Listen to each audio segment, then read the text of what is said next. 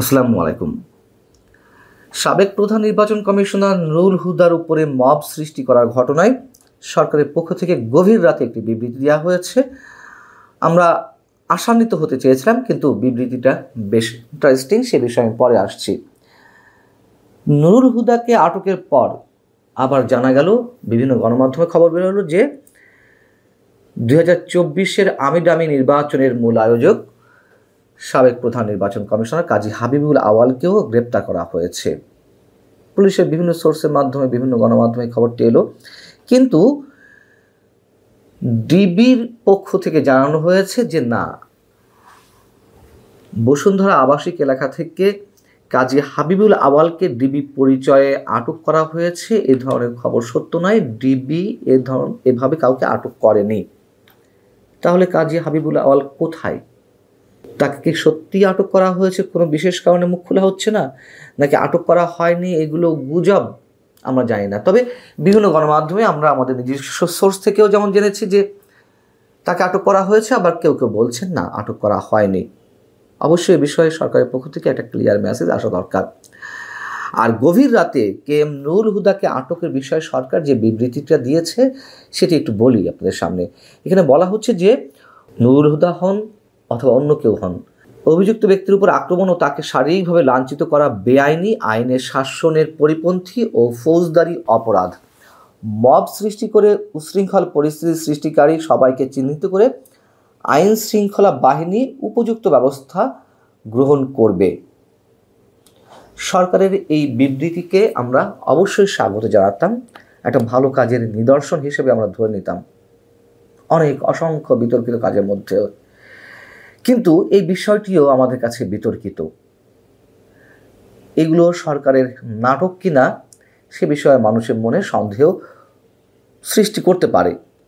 এ কারণেই বলছি যে এর আগেও গত 10 মাস ধরে যে ধরনের মব সৃষ্টি করা হচ্ছে বিভিন্ন ক্ষেত্রে, সেসব বিষয়ের বিপরীতে সরকার একাধিকবার এ ধরনের বিবৃতি দিয়েছে। সরকারের বিভিন্ন উপদেষ্টা এসবের বিরুদ্ধে কথা বলেছেন, আমাদেরকে আশ্বস্ত করার চেষ্টা করেছেন যে আর মব হবে না।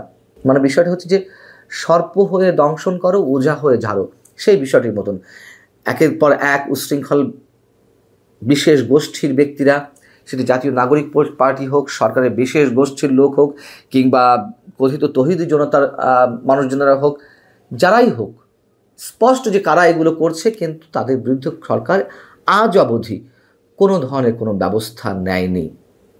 যেমন 2024 গত বছর অক্টোবরে আইন উপদেষ্টা ডক্টর আসিফ নজরুল একটি অনুষ্ঠানে বলছিলেন, যখন চারিদিকে বিচার বহির্ভূত হত্যা, গণপিটুনি, মব জাস্টিস, সাবেক মন্ত্রী এমপিদের উপরে আদালত প্রাঙ্গণে পচা ডিম নিক্ষেপ করা, জুতা নিক্ষেপ করা, গণধুলাই দেওয়া ইত্যাদি ইত্যাদি, এসবের বিরুদ্ধে আইন উপদেষ্টা বললেন যে যারা এসব করবে তাদের বিরুদ্ধে কঠোর অবস্থানে রয়েছে অন্তর্বর্তী সরকার। কতটা কঠোর অবস্থানে রয়েছে সে তো আমরা দেখছি। বঙ্গবন্ধুর বাড়ি যখন বুলডোজার দিয়ে গুড়িয়ে দেওয়া হলো, যখন মব সৃষ্টি করলো সরকারের দায়িত্বশীল ব্যক্তিরা, ফেসবুকে স্ট্যাটাস দিয়ে স্পষ্ট করে বলি, সরকারের বর্তমান উপদেষ্টা পদেও রয়েছেন স্থানীয় সরকার বিষয়ক উপদেষ্টা আসিফ মাহমুদ সজীব ভুঁইয়া, তিনি আনন্দ প্রকাশ করলেন এবং ফ্যাসিবাদের তীর্থভূমি গুড়িয়ে দেওয়া হবে এমন ঘোষণা দিলেন। তার ঘোষণা পরে বুলডোজার দিয়ে বঙ্গবন্ধুর বাড়ি গুড়িয়ে দেওয়া হলো। তার পরবর্তীতে আমরা দেখলাম দেশের বিভিন্ন স্থানে একের পর এক আওয়ামী লীগ নেতাদের বাড়ি ঘর জ্বালিয়ে দেওয়া হলো, বুলডোজার দিয়ে গুড়িয়ে দেওয়া হলো। এই যখন অবস্থা, তখনও গভীর রাতে সরকার একটি বিবৃতি দিয়েছিল 7 ফেব্রুয়ারি।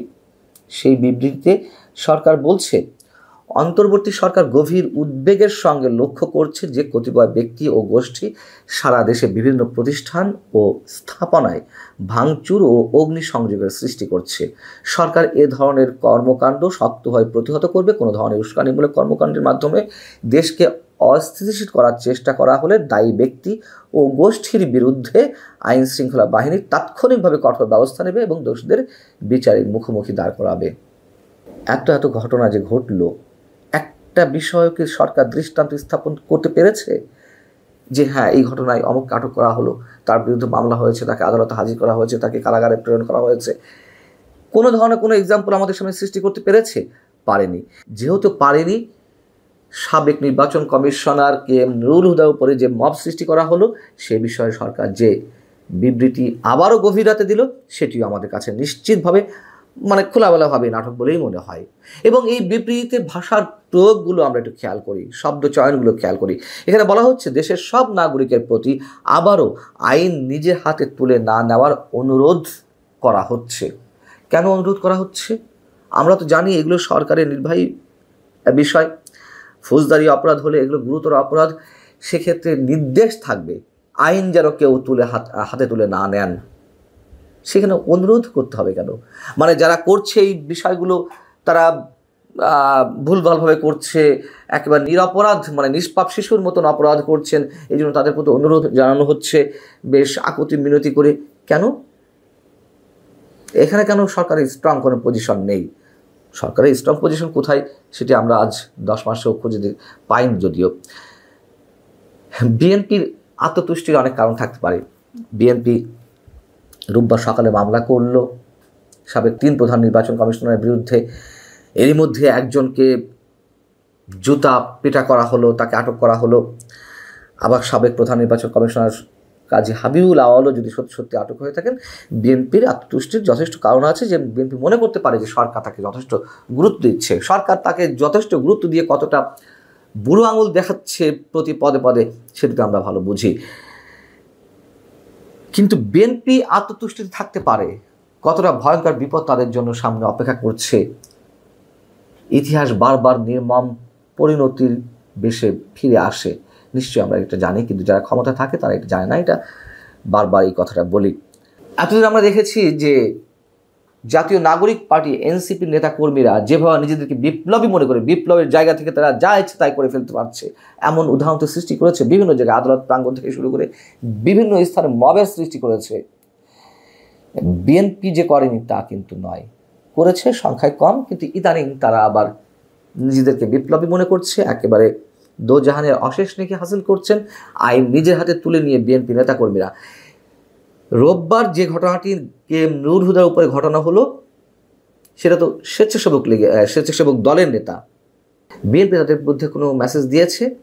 দেয়নি। দিলেও এরকম সরকার যেমন নাটকীয় কায়দা দিচ্ছে হয়তো বিএনপি দিবে, কিন্তু এতে বিএনপির ইমেজ কোথায় গিয়ে দাঁড়াচ্ছে তারা হয়তো উপলব্ধি করছে। কিন্তু ক্ষমতায় আছে, নির্বাচিত সরকার না হলেও ক্ষমতার স্বাদ তো অনেকখানি ভোগ করছে দখলবাজিতে, চাঁদাবাজিতে বিএনপি নেতাকর্মীরা। 15 বছর আওয়ামী লীগের দুঃশাসনে অবশ্যই আওয়ামী লীগ গণধিকৃত হয়েছে নিঃসন্দেহে, কিন্তু 15 বছরের আওয়ামী লীগের যে জমাটবদ্ধ পাপ সেটি আবার জমছে বিএনপি, এনসিপি কিংবা ডক্টর ইউনূসের কাঁধে। মাত্র 10 মাসেই মানুষ অতিষ্ঠ হয়ে গেছে। বর্তমান সরকারও গণধিকৃত হওয়ার পথে। বিএনপি সম্বন্ধেও মানুষের যে উন্নাসিকতা, মানুষের যে মানসিকতা যে পর্যায়ে পৌঁছেছে, তাতে বিএনপিও তার ইমেজ কতদিন অবশিষ্টটুকুও ধরে রাখতে পারবে সেটি একটি বড় প্রশ্ন।